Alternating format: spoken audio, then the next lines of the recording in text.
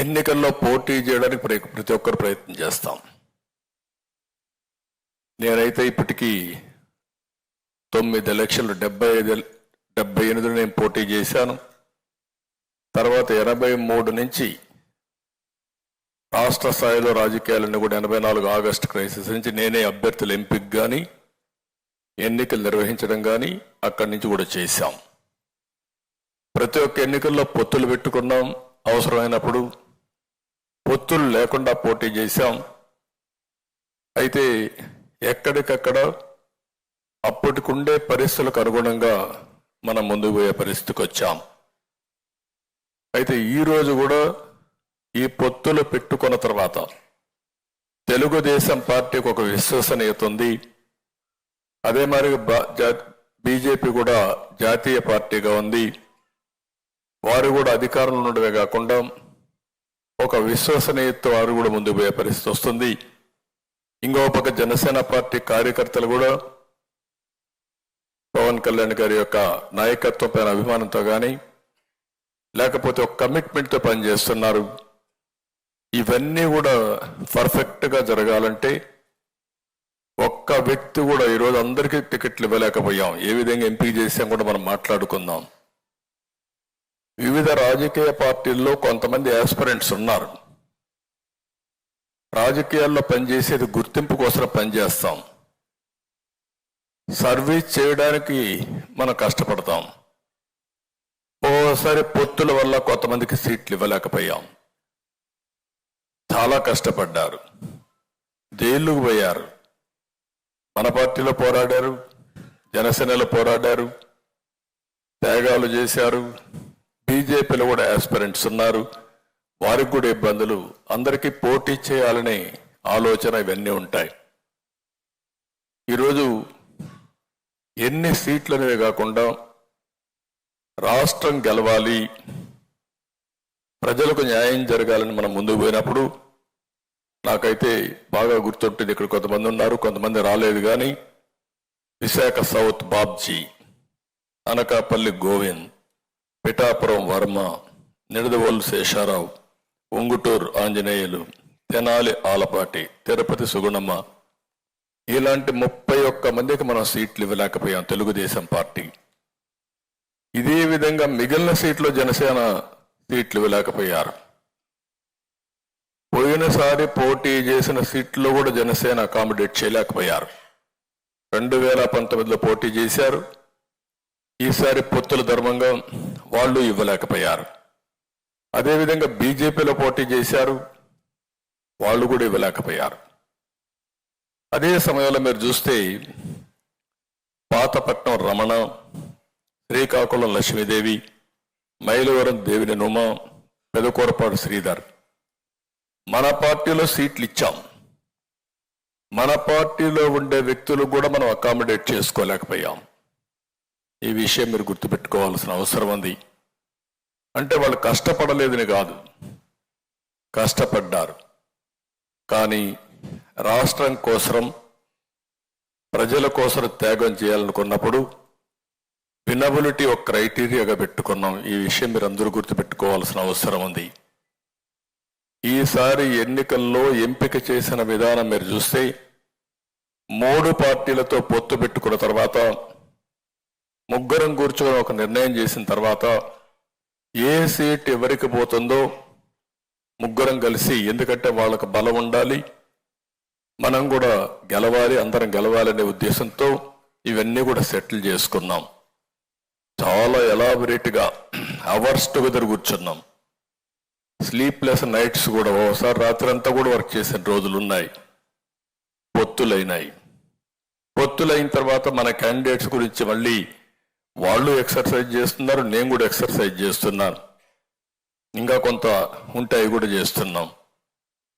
పొత్తులైన తర్వాత నేను ఆలోచించిన విధానం మీరు చూసి, ఈసారి 3 పార్టీలు కూడా ఆలోచన ఒకటే, వినబిలిటీ. పెట్టిన అభ్యర్థి గెలవాలి.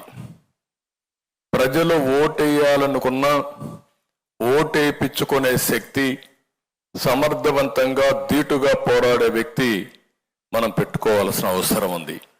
ఎప్పుడు కూడా రాజకీయాల్లో అభ్యర్థుల ఎంపిక చాలా కీలకం. ఒకవేళ కానీ అభ్యర్థుల ఎంపికలో తప్పు చేస్తే మనం కొన్ని సీట్లు పోగొట్టుకునే పరిస్థితికి వస్తాం. ఆ యాంగిల్లో ఆలోచించినప్పుడు నేను చాలా ఎక్సర్సైజ్ చేశాం. ఈరోజు ఎప్పుడైతే ఎన్డీఏతో మనం పొత్తు పెట్టుకున్నామో, భాగస్వాములు అయ్యామో, అప్పుడు మీరు చూస్తే లోకసత్తా లాంటి పార్టీ కూడా మనకు సహకరించే పరిస్థితికి వచ్చారు.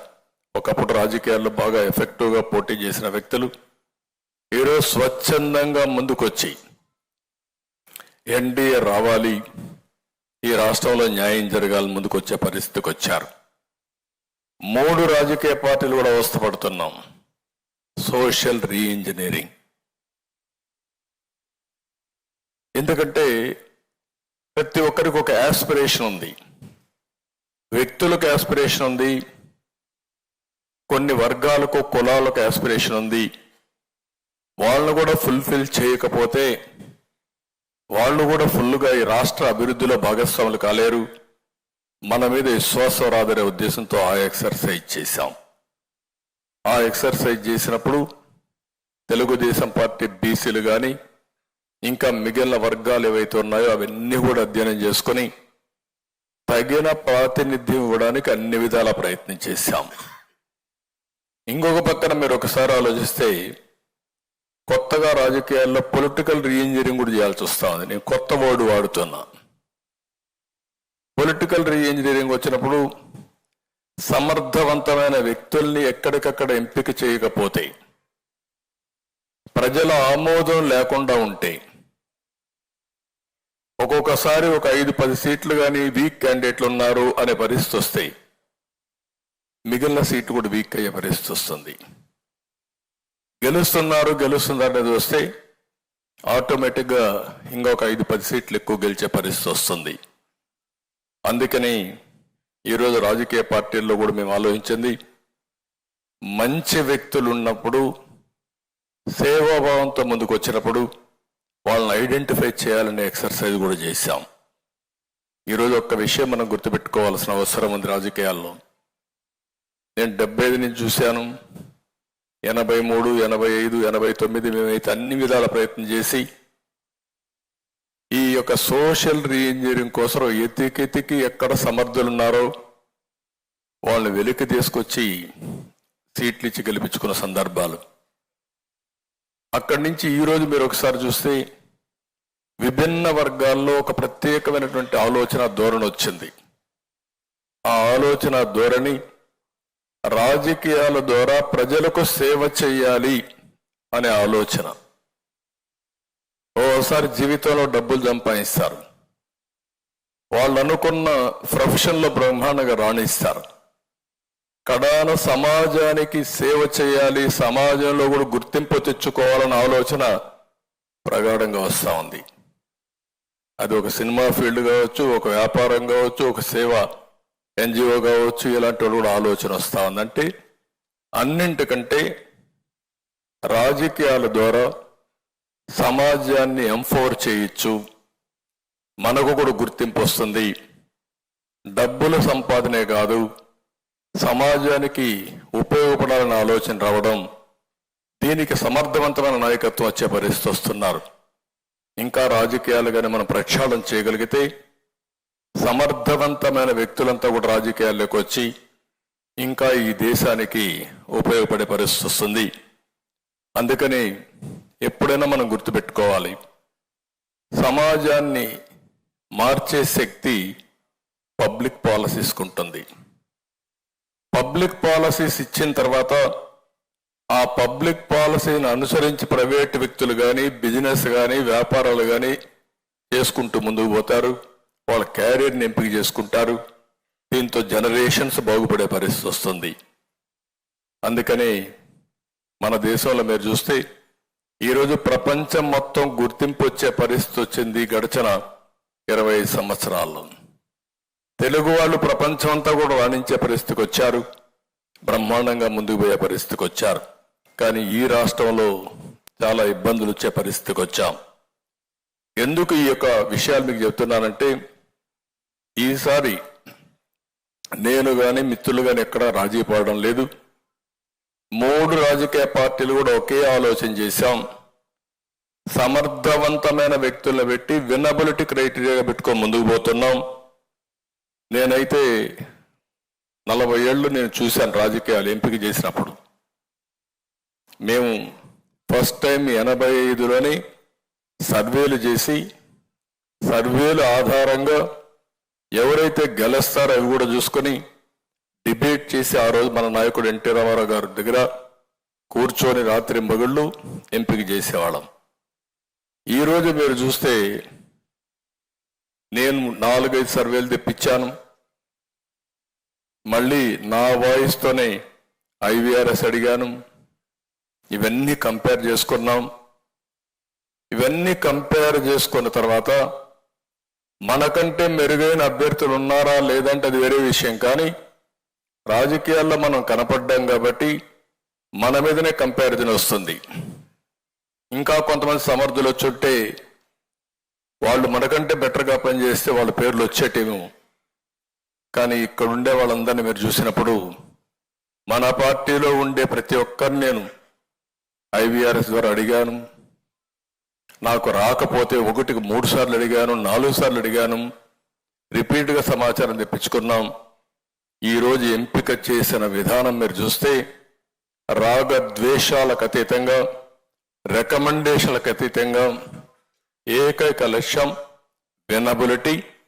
అది అయిన తర్వాత మీరు చూస్తే ప్రజల్లో మీ మీద ఏ అభిప్రాయం ఉంది, మీ ఇమేజ్ ఏ విధంగా ఉంది, మీరు పార్టీకి చేసిన సేవలేంటి, లాయల్టీ ఫ్యాక్టర్ ఎట్టుంటుంది, అదే సమయంలో ప్రజలకు సమాజానికి మీరు ఏ విధంగా ఉపయోగపడ్డారు, ఇవన్నీ ఆలోచించుకుని ఫస్ట్ టైం టెక్నాలజీ కూడా ఉపయోగించుకున్నాం.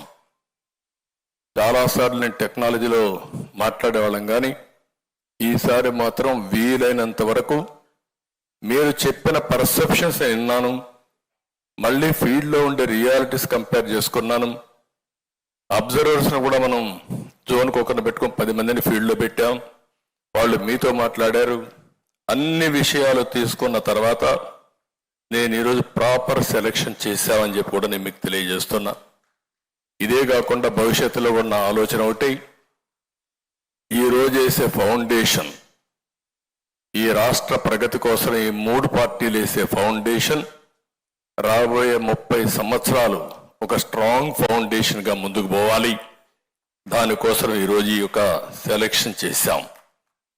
నేను ఒకటే మిమ్మల్ని అందరినీ కోరుతున్నా, నేను రాజకీయాలకు వచ్చినప్పటి నుంచి ఇప్పటివరకు చూశాను, ఎడ్ల బండుల దగ్గర నుంచి ఈరోజు డ్రైవర్లెస్ కారుకు వచ్చాం.